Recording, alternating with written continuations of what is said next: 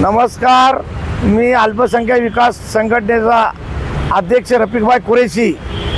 आज आमचे जमीर भाई तांबोली 10 दिवस झाले बसलेले आहे।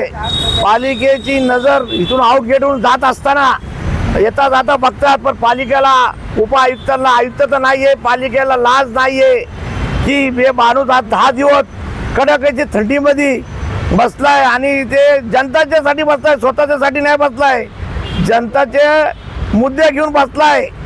ते जनताचे मुद्दे हे अधिकारी ठेकेदाराला वाचवायसाठी ते दुर्लक्ष करतात।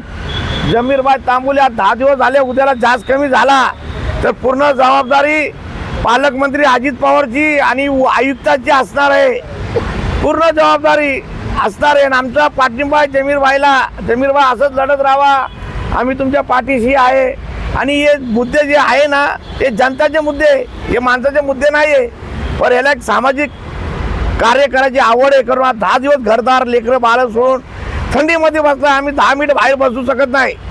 आणि हे कातडे म्हणतात ना, ते गाडोचे कातड्याचे लोक हे आयुक्त झाले आणि पालकमंत्रीला तर काय ते इलेक्शन शिवाय फुरसत नाही, पण हे आयुक्ताला तर काहीतरी आदेश द्यायला पाहिजे ना, आउट गेटहून जातात ना। हे माणूस उद्याला मेला केला ह्याची जबाबदारी कोण?